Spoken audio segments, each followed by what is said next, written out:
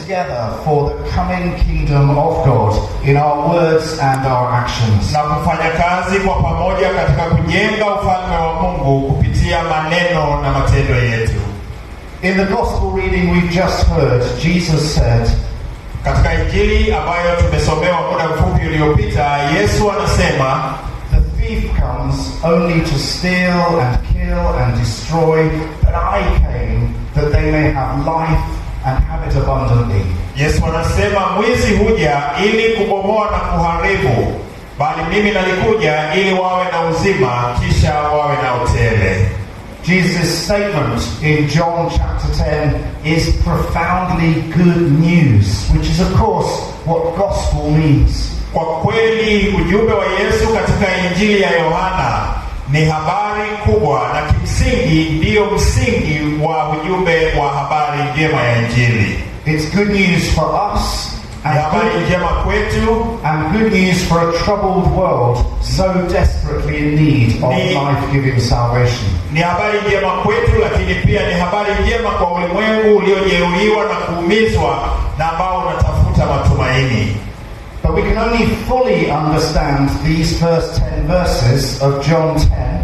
Lakini tunaweza kujaribu kuelewa mistari hii 10 ya kwanza katika Injili hii ya Yohana when we pay attention to what has come before in John chapter 9. Kama tu tutakuwa tumepata nafasi ya kusoma na kuelewa kile kilichofanyika katika Injili hii sura ya 9. In that chapter, Jesus noticed a man who had been born blind. Yesu anamuona mtu mmoja ambaye alizaliwa kipofu, a man who was most probably begging for money or food to survive. Mtu ambaye mara nyingi alikuwa akiomba msaada wa fedha na chakula ili apate kuishi. Jesus' disciples looked at the man and began a conversation, a debate about why this man was blind. Wanafunzi wa Yesu wanamtazama huyu mtu kipofu na kisha wanaanza kujadiliana kwa nini huyu mtu alizaliwa akiwa kipofu. Their assumption was that somebody, either the man himself or his parents, must have sinned against God. Mawazo yao ni huenda ama wazazi wa huyu mtu au mtu mmoja katika familia yao alifanya dhambi, na ndiyo maana huyu mtu amepata matokeo ya kuwa kipofu. Such an assumption would have been rooted in their religious upbringing and would have made sense to them. Fikra za namna hiyo zilikuwa na misingi katika mapokeo yao ya kitamaduni na ilikuwa na maana kwao.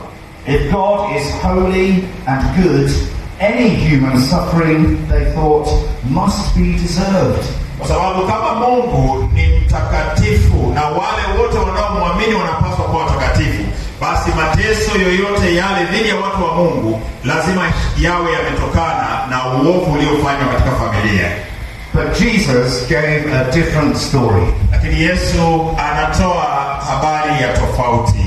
This man's blindness was not a punishment from God for wrongdoing. Anasema upofu wa huyu mtu haitokani na adhabu ya kosa lolote lililofanywa ama na yeye ama na mtu yeyote katika familia yao, but an opportunity for God's love to shine through into this man's life and from him to others. Bali ni fursa ya neno la Mungu kupenya na kuleta nuru kwake yeye mwenyewe huyu aliye kipofu na katika ulimwengu unaomzunguka ambao uko katika hali ya giza pia. Jesus was more concerned with showing compassion to this man and demonstrating that God's kingdom is near. Yesu alikuwa ana mzigo mkubwa kumwonyesha huyu mtu kipofu huruma, lakini pia kuonyesha ulimwengu kwamba ufalme wa Mungu ulikuwa umekaribia. And so using very ordinary elements of his own saliva and the ground beneath his feet, kwa hiyo anatumia mifano ya kawaida ya matukio na mwenendo wa maisha ya kila siku ya wakati ule. Jesus coated the man's eyes with mud and told him to wash. Yeye alichukua mate akatema chini, kisha akachukua udongo uliochanganywa na mate yake akampaka usoni na kisha akamwelekeza kwenda kunawa. And the man returned able to see. Na baada ya hapo yule mtu kipofu alipata uwezo wa kuona tena. But then came a really significant reveal in John's writing. Na Habari hii inaonyesha nguvu inayofunuliwa katika Injili ya Yohana. We are let in on an important piece of information that was previously hidden. Tunajifunza katika kipande cha siri kubwa iliyofichwa ya Mungu. Jesus had performed this miracle, healing a man of his blindness, on the Sabbath.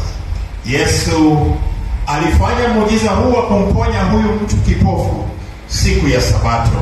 And in doing so, he had broken the Pharisaic code concerning what can and can't be done. Na kwa kufanya hivyo alikuwa amevunja sheria ya Mafarisayo iliyokuwa imeweka nini inaweza kufanyika na nini haiwezi kufanyika siku ya Sabato.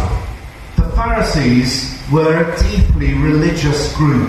Mafarisayo walikuwa ni watu wa dini, so protective of the law that they devised another set of demands around it. Na walikuwa makini kutunza sheria na kanuni zote za kidini zilizokuwa zinawalinda wao. And so where the law said the Sabbath should be kept holy, sasa neno la Mungu linaposema Sabato na iheshimiwe, the Pharisaic code carefully said what was and what wasn't allowed on the Sabbath. Mafarisayo wao kazi yao ilikuwa ni kuangalia nini kilikuwa kinapaswa kufanyika na nini kilikataliwa kufanyika siku ya Sabato.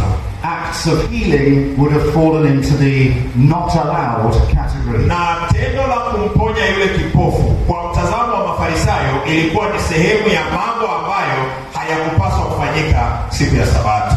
And so the Pharisees thought that Jesus could not possibly be from God. Na Mafarisayo wakahisi kwamba pengine Yesu hakuwa ni mjumbe kutoka kwa Mungu mwenyewe, maana alikuwa ni kama sehemu ya wahalifu wa sheria. They called the healed man and his parents to talk about what had happened. Na kwa hiyo Mafarisayo walimuita yule mtu kipofu aliyeponywa pamoja na wazazi wake ili waweze kuwaonya dhidi ya kile kilichokuwa kimetokea. And as they questioned the healed man, na kadiri walivyoendelea kumhoji yule mtu aliyeponywa, he began to evangelize them. Akaanza kuwafanyia uinjilisti. Do you also want to become his disciples? Na akawauliza, je, ninyi nanyi mwataka kuwa wafuasi wa huyu aliyeniponya? And then we get their response. Na kisha tunaona majibu ya wale Mafarisayo. They answered him, "You were born entirely in sins." Wakamwambia, wewe ulizaliwa katika hali ya dhambi kabisa. Their conclusion was the exact opposite to Jesus' answer. Na majibu yao yalikuwa ni kinyume kabisa na majibu ya Yesu. Jesus had said, neither this man nor his parents. Maana Yesu alikwisha kusema, sio mtu huyu mwenyewe wala wazazi wake waliofanya dhambi. And as the readers, we are left with a striking question. Kama wasomaji wa Injili hii, tunapata maswali yanayotusumbua kutoka hapa. Which of these responses is life-giving and which is life-denying? Je, ni majibu yapi kati ya haya mawili ambayo yanatoa uzima au ni majibu yapi yanayoondoa uzima? And so to our verses at the start of chapter 10. Na kwa hivyo katika mwanzo wa sura ile ya 10, Jesus continues this comparison of what is life-giving and what is life-denying. Yesu anaendelea kutoa mfano wa ulinganifu wa nini kinacholeta uzima na nini kinachoondoa uzima. And as is so often the case with Jesus, he adopts a familiar image to illustrate his teaching. Na kama ilivyokuwa katika desturi ya mafundisho ya Yesu, alitumia mifano ya kawaida kuwafanya watu waelewe mafundisho yake. Picking up the language of the Old Testament reading from Jeremiah. Mara nyingi katika hapa alichukua maneno yaliyotumika katika kitabu cha Yeremia. Jesus frames his teaching in terms of shepherds and sheep. Na yeye akitumia mfano ule wa kufundisha kwa mfano wa mchungaji na kondoo. Firstly, he sets up a scene that everybody would have been familiar with and nobody would have disagreed with. Kwanza hapa tunaona anatumia mfano ambao wengi wangeliweza kuelewa, lakini pia wengi wangeweza kupata shida kuelewa vizuri. It's obvious that the one who cares for the sheep, the shepherd, would enter the sheepfold through the gate, which would be opened by the gatekeeper.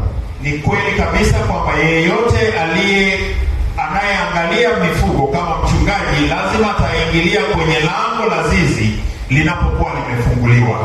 There are no surprises with that. Na nafahamu kwamba hakuna mshangao katika kuelewa hilo, maana ninyi wengi ni jamii ya wafugaji.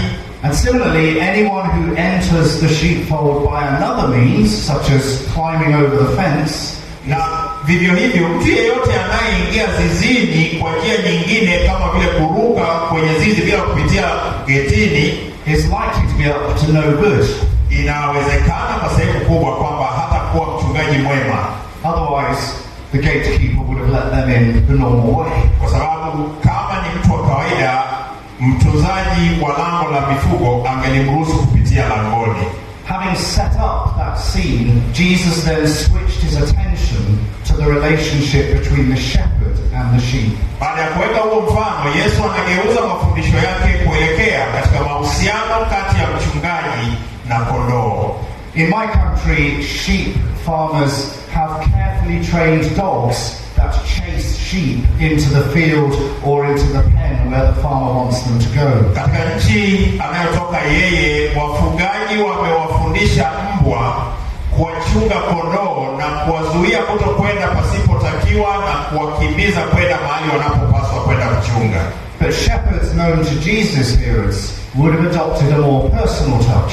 Lakini mchungaji anayezungumzwa na Yesu hapa ni yule aliyekuwa amepata maarifa yote yanayompasa mchungaji kuwa nayo dhidi ya kondoo. They would lead the sheep from the front, having first taught the sheep how to recognize their voice. Mchungaji unaosemwa hapa ni yule ambao mchungaji anawaongoza kondoo akiwa amewatangulia mbele baada ya kuwa amewafundisha namna ya kumfuata.